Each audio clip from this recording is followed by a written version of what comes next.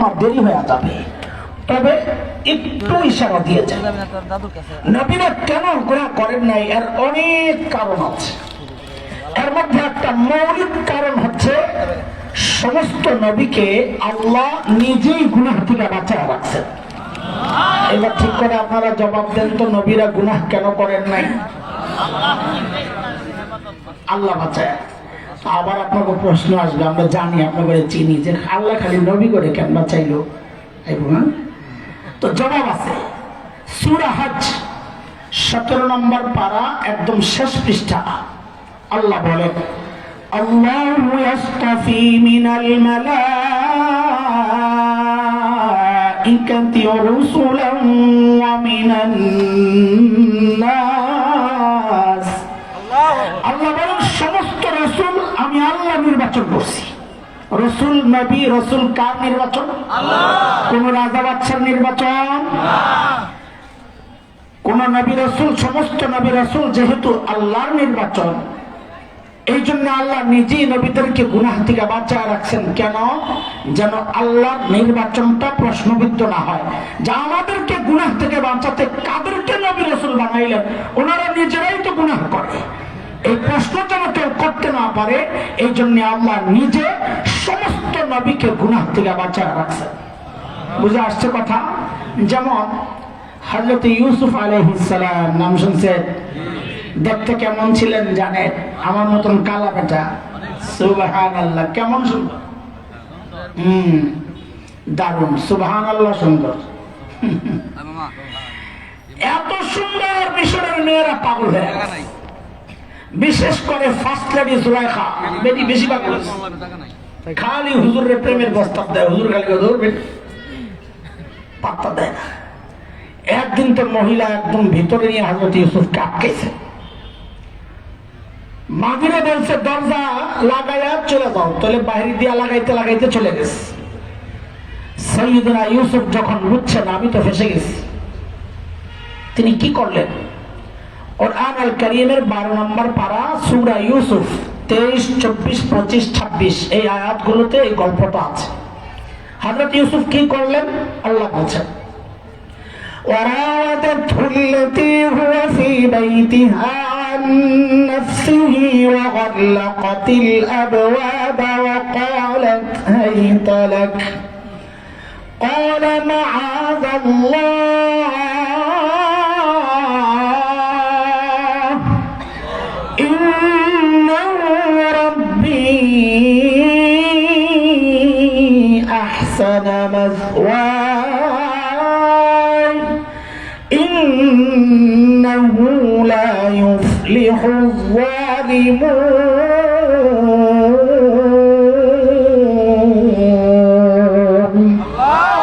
হযরত ইউসুফ বিপদে পড়েই দিছেন এক চিৎকার, আল্লাহ আমারে বাঁচা। কারে ডাক দিছেন? বিপদে পড়লে কারে ডাক দিতে হয়? আল্লাহ। 24 নম্বর আয়াতে আল্লাহ বলতেছেন আমি বাঁচাই দিছি। কেমনে বাঁচাইছেন? 25, 26 এই আয়াতগুলোতে আল্লাহ বলছেন কেমনে বাঁচাইছেন। আল্লাহ বলতেছেন ওয়াস্তাবাকাল বাব ওয়া কদ্দাত কামিসাহু মিন দুবুর ওয়া আলফা ইয়া সাইয়্যিদাহা লাদাল বাব قالت ما جزاء من أراد بأهلك سوءا إلا أن يسجن أو عذاب أليم।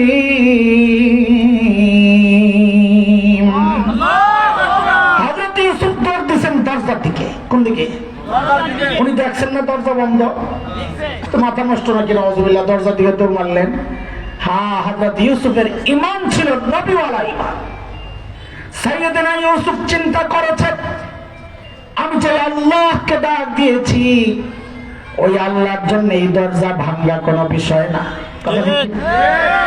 হযরত ইউসুফ যখন দরজার দিকে দৌড় মারছেন, জুলাইখাও পিছনে পিছনে পেছন দিয়া মারছে থাবা। হুজুরের কম দামি জামা গেছে পেছন দিয়া ছিড়া।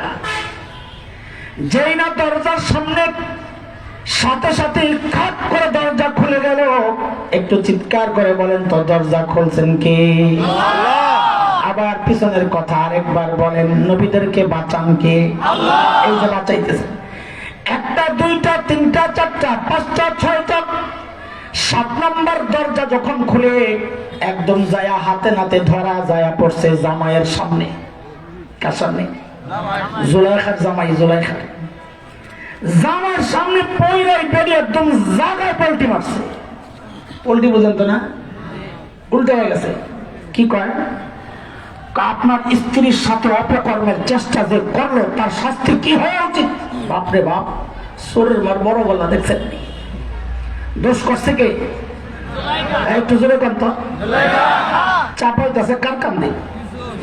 হ্যাঁ বলেন না, হুজুরের কান্দে, তো আমার তো বলতে সুবিধা হয়। বলেন দোষ করছে কে? চাপাইতেছে কার কান্দে? দোষ করছে নিজে, চাপাই হুজুরের কান্দে। পুরাই হাসিনা স্টাইল। আচ্ছা ঠিক আছে,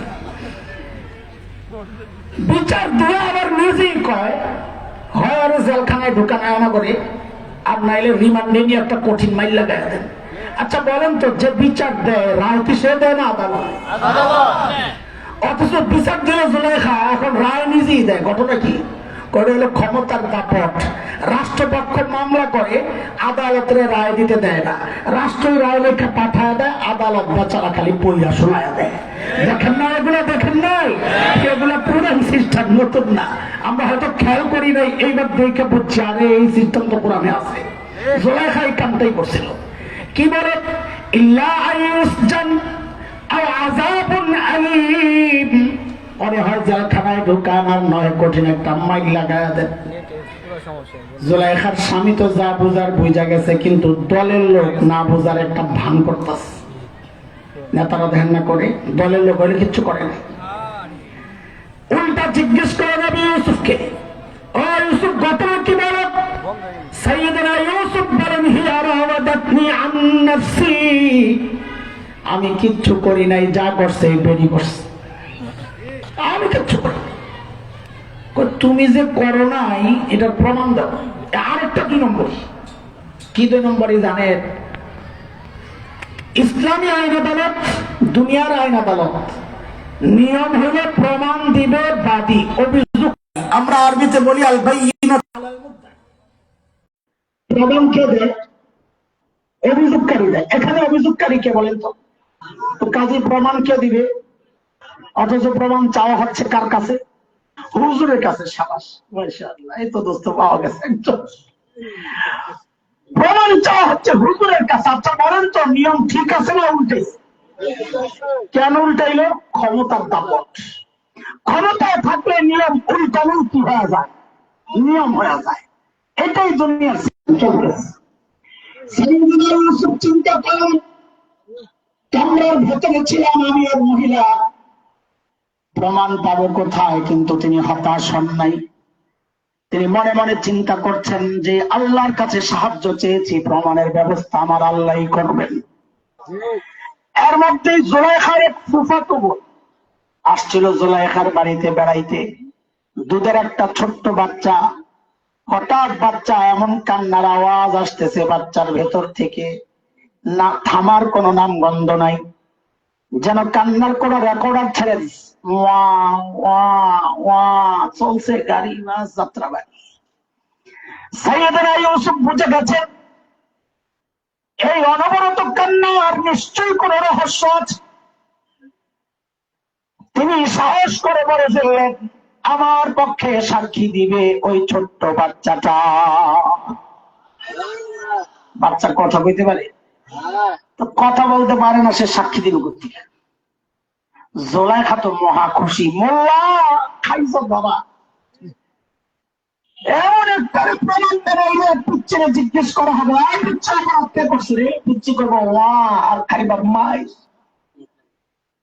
মোল্লারা তো কিছুই বুঝে না, মাঝে মাঝে কথা কয় হুজুর কো মাথা আছে কিছু, কি কয় ভারত বলে দখল করবো, হুজুররা বলে আমেরিকা দখল করবো। মাঝে মাঝে মানুষ হাসে, কোনো কথা আছে এগুলোর মাথায় কি? দোস্ত মোল্লারা তোমাকে দুনিয়ার নিয়মে চলে না, মোল্লারা আল্লাহর রহমতের ভরসায় চলে। কথা ঠিক কিনা বলে? আল্লাহু আকবার। পিচ্ছিরা আনা হচ্ছে, তাফসীর কিতাবে আসছে পিচ্ছির কান্না কিন্তু বন্ধ হয় না, চলছে কান্না, রাস্তায়ও কাঁদতেছে। যেই না নবী ইউসুফের সামনে হাজির করা হয়েছে, সাথে সাথে পিচ্ছির কান্না বন্ধ হয়ে গেছে। একটু চিৎকার করে বলেন তো বন্ধ করছেন কি? পিচ্ছিরে জিজ্ঞেস করা হলো, রে পিচ্ছি, অপরাধ কে করেছে বল। দেখেন আল্লাহর কি করবে। পিচ্ছি যদি ডাইরেক্ট বলতো অপরাধ করছে জুলাইখা, তো ওই দরবারের মুরগি চোরা যেগুলা ছিল, সব দরবারেই তো 2-4টা মুরগি চোরা শয়তান দরবারই থাকে, 5টা গোলাম আর কি, সোজা কথা। ওই দরবারি শয়তান গুলো কি বলতো, মোল্লার নাটক। এই মোল্লা ইউসুফ জাদু দিয়ে পিচ্ছির মুখ দিয়ে কথা বাইর করছে। মোল্লারা যে কত কাহিনী জানে আর নাটক জানে। এক খবিসে কইছিল মোল্লারা শাপলা চত্বরে রং মাইকা শুয়ে ছিল। মোল্লা তো নাটক এগুলা, ওই দরবারের শয়তান গুলো ওইটা বলতে পারত। এই জন্য আল্লাহ পিচ্ছির মুখ দিয়া ওই ডাইরেক্ট অভিযোগ বের করেন নাই। আল্লাহ পিচ্ছির জবান দিয়া একটা যৌক্তিক কথা বের করতেছে, অভিযোগ না। পিচ্ছি কি বলে, আল্লাহ জবান খুলে দিয়েছেন পিচ্ছির। আল্লাহু আকবার। পিচ্ছি বলে, ইন কানা কামিসুহু কুদ্দা মিন কুবুল ফাসাদাকাত ওয়া হুয়া মিনাল কাযিবিন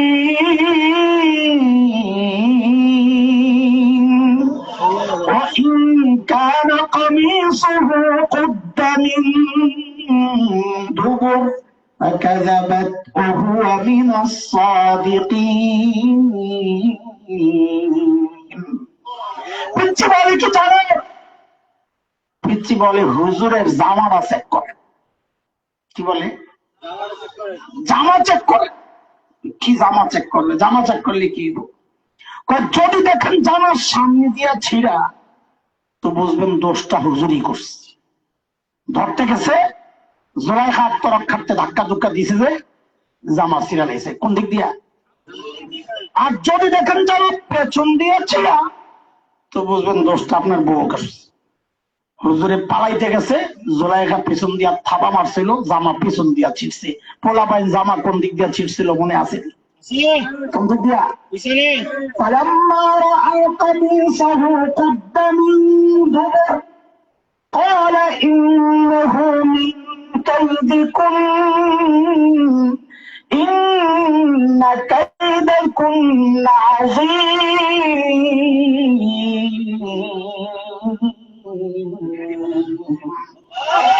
জামা চেক করে দেখে জামা পেছন দিয়েছিল, কোন দিক দিয়া?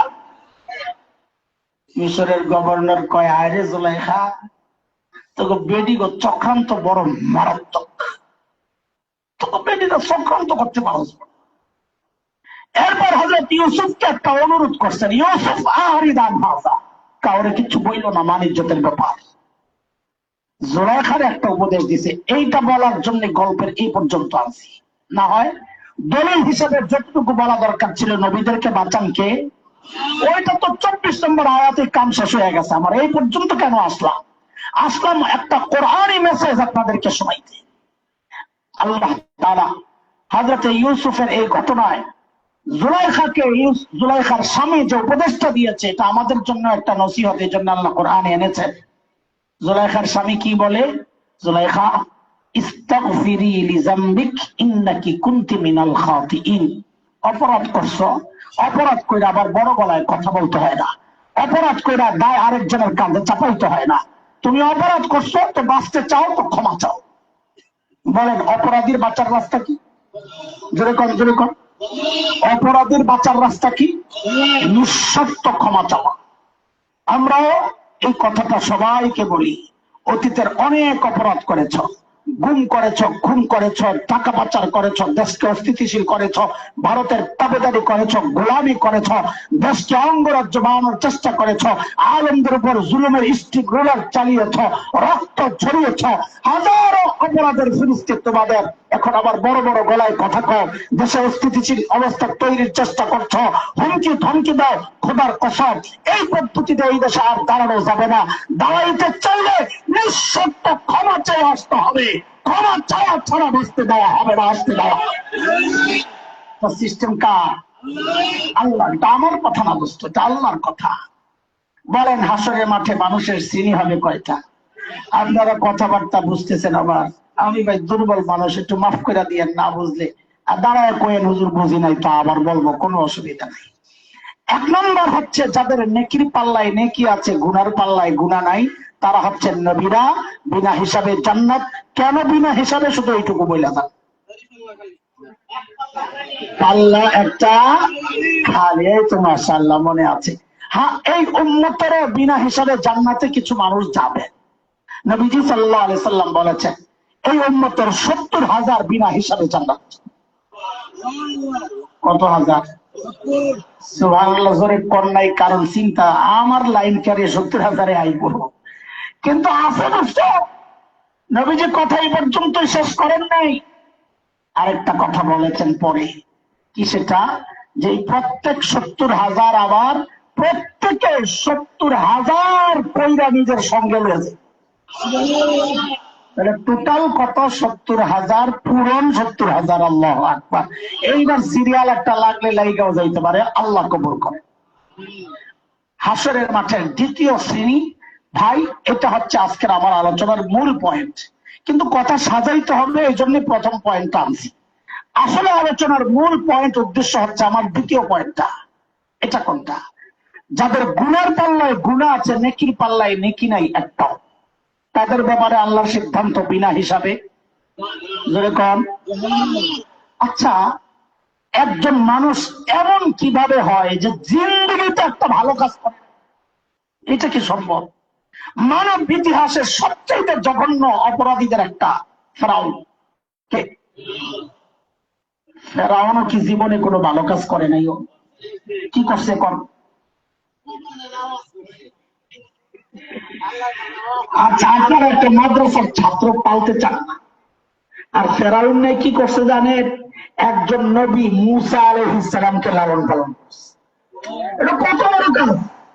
হ্যাঁ, কিন্তু সব দিকে লোক নবীরে পাললে সব হয় না, কথা কয় না।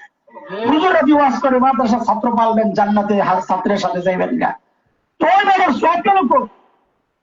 কারণ হচ্ছে আল্লাহর একটা সিস্টেম আছে, ঈমান ছাড়া কোনো ভালো কাজের সওয়াব হিসাব হয় না। নেকির হিসাব ঈমান ছাড়া, সওয়াবের হিসাব ঈমান ছাড়া।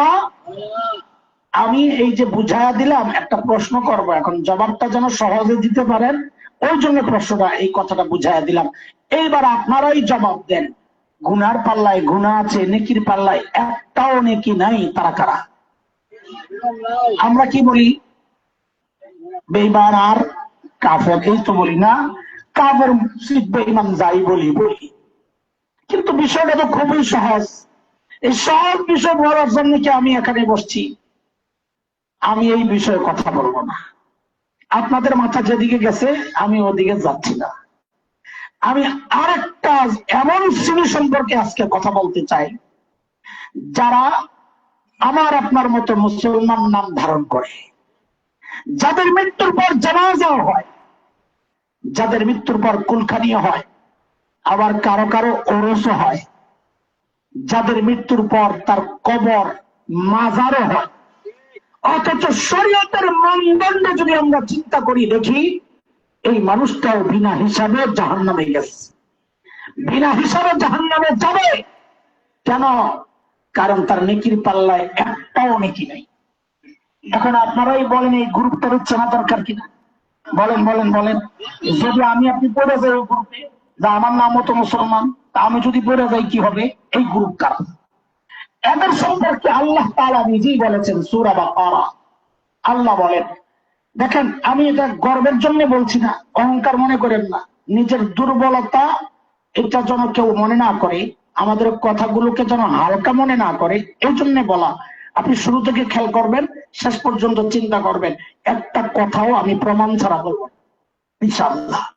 ইনশাআল্লাহ হয় কোরআনের আয়াত থাকবে, অথবা হাদিস থাকবে, অথবা আপনার সামনে যে প্রমাণগুলা আছে ওগুলাই আমি দিব। সমাজ বাস্তবতা, এটা দিব।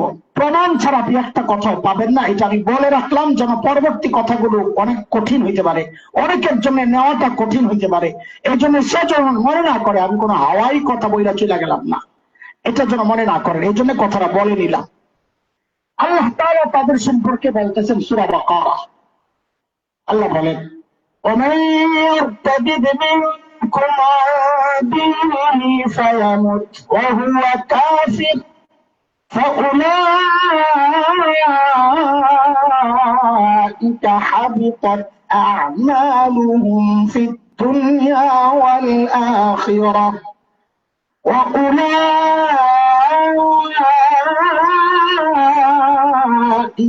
أصحاب النار هم فيها خالدون।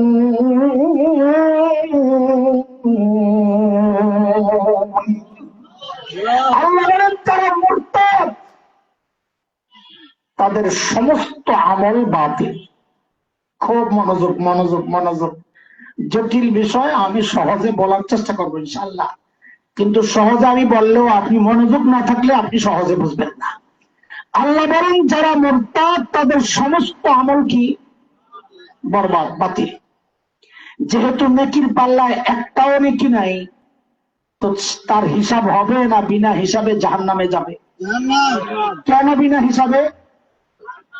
পাল্লাটা বুড়োর কথা মনে রেখেছে, মুখস্থ করাইছি, ওরা ভুললে সামনে কথা বলা কঠিন হবে। বিনা হিসাবে জাহান্নামে কেন যাবে মুরতাদ? পাল্লাটা, কিন্তু বিষয় হচ্ছে মুরতাদ কার, এইটা জানা। এখন আমি যদি মুরতাদের পরিচয় দিতে যাই আরো লম্বা টাইম লাগবে। শেষে আমাদের প্রধান যিনি আসবেন তার কথা শোনা থেকে আপনারা বঞ্চিত হবেন। আমি মুরতাদের সংজ্ঞা দিব না, আজকে পরিচয় দিব না। আমি মুরতাদের একটা সরল অর্থ করে ওই অর্থের উপর ভিত্তি করে কথা আগায় নিতে চাই, একটু মনোযোগ লাগবে। আবারও বলি, মুরতাদ মানে হচ্ছে যারা দিন ইসলাম থেকে বের হয়ে গেছে। বলেন আমার সাথে, মুরতাদ মানে যারা শুধু ইসলামও বলেন, হতে পারে যারা ইসলাম থেকে। আবার বলেন মুরতাদ কারা? যুবকরা বলো মুরতাদ মানে। আমি উল্টায়া বলি, জবাব দাও। যারা ইসলাম থেকে বের হয়ে গেছে তাদেরকে কি বলে? যারা ইসলাম থেকে বের হয়েছে তাদেরকে কি বলে? আচ্ছা, মোটামুটি বুঝছেন না মুরতাদ কাকে বলে? যারা ইসলামে ছিল কিন্তু বের হয়ে গেছে তাদেরকে কি বলবে? খেয়াল করে, এই উলামাদেরকে যদি আপনারা দায়িত্ব দেন যে হুজুর গত 100 বছরের সারা 10 জন আলেমের নাম দেন, তো আমার বিশ্বাস ভুল হইতে পারে। অধিকাংশ আলেম এই শর্ট লিস্টে যেই মানুষটার নামটা আনবেন তিনি হচ্ছেন শেখ আবুল হাসান আলী নদভী রহমতুল্লাহ আলাইহি। গত শতাব্দীর অন্যতম শ্রেষ্ঠ আলেম সারা দুনিয়ার। শেখ আবুল হাসান আলী নদভী একটা কঠিন কথা বলেছেন হয়তো প্রায় 40 বছর আগে, বেশি হইতে পারে কমপক্ষে, কিন্তু আমাদের বড়দের কি নিখুঁত দূরদৃষ্টি।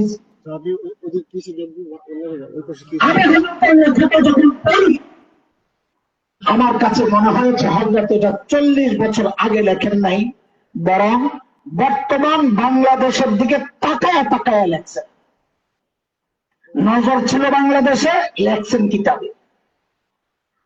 এতটা বাস্তব লেখা লেখছেন কয় বছর আগে কমপক্ষে। কি সেটা? সেটা হচ্ছে, দেখো, মুরতাদ মানুষ নবীজি সাল্লাল্লাহু আলাইহি ওয়াসাল্লামের যুগেও হয়েছে, সাহাবীদের যুগেও হয়েছে, এই যুগে হচ্ছে তার চেয়ে 1000 গুণ বেশি। হ্যাঁ, এখন একটা প্রসঙ্গ একটু বলি। এই যে একটা কথা বললাম, মুরতাদ মানে ইসলাম থেকে মানুষ বের হয়েছে নবীজির যুগেও, এটা শুনতে কেমন জানি লাগে। নবীর যুগে মানুষ ইসলাম থেকে বের হয়েছে? হ্যাঁ হয়েছে। প্রমাণ নেন। মক্কা বিজয়ের দিন নবীজি যখন মক্কায় ঢুকার ঠিক আগ মুহূর্তে হযরত আবু সুফিয়ান রাদিয়াল্লাহু আনহুর মাধ্যমে নতুন মুসলমান হয়েছেন। কেন? মক্কাওয়ালাদেরকে জানায়া দিচ্ছেন একটা নোটিশ। কি সেটা? মান দাখালাল মসজিদাল হারাম ফাহুয়া আমিন। যারা মসজিদুল হারামে ঢুকবে এরা নিরাপদ, এদেরকে কিচ্ছু বলা হবে না। মান দাখালা দারা আবি সুফিয়ান ফাহুয়া আমিন। যারা আবু সুফিয়ানের ঘরে ঢুকে আশ্রয় নিবে এদেরকে কিচ্ছু বলা হবে না। মান আগলাকা বাবাহু ফাহুয়া আমিন। যে নিজের ঘরের দরজা বন্ধ করে ভেতরে অবস্থান করবে, যুদ্ধে আসবে না, তাকেও কিচ্ছু বলা হবে না। এই খবর নবীজি আগেই পাঠাইয়া দিয়েছেন। কিন্তু নবীজি যখন ঢুকেন মক্কায়, তো ঢুকার সময় বলেছেন লা তাসরিবা আলাইকুমুল ইয়াউম, আজকে আমি কোন প্রতিশোধ নিব না, সবাইকে মাফ করে দিলাম। কিন্তু এই কিন্তু দেখে খেয়াল করেন, কিন্তু নবীজি কিছু মানুষের নাম বলেছেন, এদেরকে ছাড়া যাবে না। এটা কোরআনের নির্দেশ। মালউনিন, সূরা আহজাবে আসছে, মালউনিন আইনামা সুকিফু উখিযু ওয়া কুতিলু তাকতিলা। যারা মালউন এদেরকে যেখানে পাওয়া যাবে ধরেই হত্যা করতে হবে। নবীজিও কিছু নাম বললেন যে এদেরকে যেখানেই পাওয়া যাবে ধরেই হত্যা করতে হবে, এদের ক্ষমা নাই। এই এরা কারা? ঐতিহাসিকদের মধ্যে ছোট্ট সামান্য কিছু মত পার্থক্য থাকলেও সবচাইতে গ্রহণযোগ্য শক্তিশালী যেই মত, সেটা হচ্ছে আরেক বিশ্ববিখ্যাত আলেম শেখ ইবনে তাইমিয়া রাহমাতুল্লাহ আলাইহির এক বিখ্যাত কিতাব আছে, ওলামাদের কাছে পরিচিত, আস-সারিমুল মাসলুল আলা শাতিমির রাসূল। ওই কিতাবে শেখ ইবনে তাইমিয়া রাহমাতুল্লাহ আলাইহি 15 জনের নাম আনছেন। কয়জন? আব্দুল্লাহ ইবনে খাতাল, কুরতুনা, কুরাইনা, সাররা, মাকিস ইবনে সুবানা, হুয়াইরিস ইবনে নাকিব, আব্দুল্লাহ ইবনে জিবিয়ারা, আব্দুল্লাহ ইবনে সাদ ইবনে আবি সারাহ, ইকরামা ইবনে আবি জাহল, হুবার ইবনুল আসওয়াদ, হুবাইরাহ বিনতে আবি ওয়াহাব আল মখজুমি, হারিস ইবনে তালাতিল, কাব ইবনে জুহাইর, ওয়াহশি ইবনে হারব, হিন্দা বিনতে উতবা। এই 15 জনের নাম নবীজি বলেছেন, এদেরকে যেখানেই পাওয়া যাবে ধৈর্যই হত্যা করতে হবে। এক একটাই তো এক এক দিকে পালাইছে। হযরত ইকরামা পালাইছিলেন ইয়ামানের দিকে, পরে আবার বিবি হান্দাবির থেকে নিরাপত্তা নিয়ে জামাইরে ফেরত আনছেন, উম্মে হাকিম বিনতে হারিস ইবনে হিশাম বিবি। কিন্তু একটা পান্ডা, ওই শুরুতে যার নাম বলছি আব্দুল্লাহ ইবনে খাত্তাব, ওই পান্ডায় কি করছে জানেন? যায়া কাবার গিলাফের তলে যায়া ঢুকছে। লুকাইছে কোন জায়গায়? কেন? কি মগা? মগা বুঝেন? বোকা। ও জানে না মুসলমান সর্বপ্রথম আবেগ আসবেই তো কাবার কাছে। আসবে কোথায়? আসছে তো কাবার জন্য। তো সর্বপ্রথম তো যাবি কাবার কাছে। তুই একটু কাবার মধ্যে যায় লুকাইলি কেন? তোর লুকানের আর জায়গা নাই। সিপাই সাপাই যাই দিকে কারো ঘরে যায় চোখের তলে ঢুকে থাকতি, লুকানের জায়গার তো অভাব নাই। ও আসিল বোকা না, ওর চরম বাটপার। ও মুসলমানদের আবেগ দিয়ে খেলতে চাইছে। ও মনে করছে মুসলমান কাবাকে ভালোবাসে, কাবার গিলাফ ভালোবাসে, কাবার গিলাফ দিয়ে ঢাকলে মনে হয় আমাদের ছেড়ে দিব। ঠিক এই চিন্তা এখন কিছু রাজনীতিবিদ আছে। সারা জিন্দেগি ইসলামের বিরুদ্ধে, ওলামাদের বিরুদ্ধে, শরিয়া আইনের বিরুদ্ধে, খেলাফত ব্যবস্থার বিরুদ্ধে, আলেম ওলামাদের বিরুদ্ধে। কিন্তু যেই না নির্বাচনটা আসে, ওরা একটা জিনিস জানে, যাই বিরোধিতা করি এদেশের মানুষের কাছে টুপি একটা আবেগের জায়গা, হিজাব একটা আবেগের জায়গা। যেই নির্বাচন আসে আস্তে দেখবেন কিছু কিছু আল্লাহর বান্দা আস্তে একটা টুপি লাগাইয়া পুরো এখন হাসান বসরি হয়ে যায়। কথা ঠিক? আমাদের আবেগ দিয়ে আমাদেরকে ওরা ধোকা দিতে চায়। কথা কন, কথা কন। আব্দুল্লাহ ইবনে খাত্তাব ওই কামটাই করছিল। হযরত আলী দেখছেন 2 পাও দেখা যায় নিচে দিয়া, খোলা তরবারি নিয়ে দিছেন দোষ। আরো 2 সাহাবী দেখছেন আলীকে আসামি না, আলী দৌড় মারছে। কিরে আলী তো খামাকা দৌড় দেওয়ার পাবলিক না, মনে হয় কাস্টমার একটা পাইছে। ওরা আলী সাথে দৌড় মারছে। যাই আব্দুল্লাহ ইবনে খাত্তাবকে কাবার গিলাফের ভেতর থেকে বাইর কইরা ওর কল্লা বা ফালাইয়া মাকাম ইব্রাহিম এবং হাজরে আসওয়াদের মাঝখানে বর্ষা গাইরা ওই বর্ষার মাথায় কল্লা রেখে দিছে। কেন? দুনিয়ার মানুষকে দেখানো হয়েছে আল্লাহর নবীকে যারা গালি দেয় ওদের শাস্তি এইটাই হওয়া উচিত। দোস্ত শুনেন কি বলতেছি, আমাদের কি প্রমাণ করতে চাচ্ছিলাম? নবীর যুগেও যে মানুষ ইসলাম থেকে বের হয়েছে ওইটার দলিল আনতেছি। এই আব্দুল্লাহ ইবনে খাতালের ব্যাপারে পাওয়া যায় সে মুসলমান হয়েছিল, মদিনাতে ছিল, পোড়া কপাল, মদিনার রাখালদেরকে হত্যা করে মদিনা থেকে ওই পশুগুলা নিয়ে মক্কায় পালায়া আইসা ইসলাম খালি ত্যাগ করে নাই, নবীর বিরুদ্ধে কবিতা আবৃত্তি করে গল্প গান লেখে, তার বাদী ছিল কর্তুনা করাইনা, ওদেরকে নাচাইতো আর এই গান গাওয়াইতো নবীদের বিরুদ্ধে। এই জন্য ওর বিরুদ্ধে মৃত্যুদণ্ড জারি হয়েছে। তাহলে কি বুঝলাম? নবীর যুগে মানুষ ইসলাম থেকে বের হয়েছে, সাহাবীদের যুগে বের হয়েছে। অসংখ্য দলিল আছে, কারো লাগলে বলবেন, আপাতত রাখতেছি, সময় কম। শেখ আবুল হাসান আলী নদভীর কথাটা এবার শুনেন। হযরত বলেন, মুরতাদ মানুষ ওই যুগেও হয়েছে, মুরতাদ মানুষ তার চেয়ে 1000 গুণ বেশি এই যুগে হচ্ছে। পার্থক্য কি খালি সংখ্যার? হযরত বলেন, না, সংখ্যার না। ও দোস্ত, এটাই আমাদের ভয়ের কারণ, এই জন্যই এই কথাগুলো বলছি। পার্থক্যটা কি? বলে পার্থক্য হচ্ছে চিন্তা। ওই যুগে যারা মুরতাদ হইতো, ও নিজেও জানতো আমি ইসলাম থেকে বের হয়ে গেছি। যেই সমাজে মুরতাদ হইতো, সমাজও জানতো সে আর মুসলমান নাই, ইসলাম থেকে বের হয়ে গেছে। কিন্তু আফসোস, এই যুগে তার চেয়ে 1000 গুণ বেশি মানুষ মুরতাদ হচ্ছে, সে নিজেও জানে না আমি ইসলাম থেকে বের হয়ে গেছি, তার সমাজও জানে না সে ইসলাম থেকে বের হয়ে গেছে। বাংলাদেশে এমন হাজারো মানুষ আমাদের সামনে পড়ে।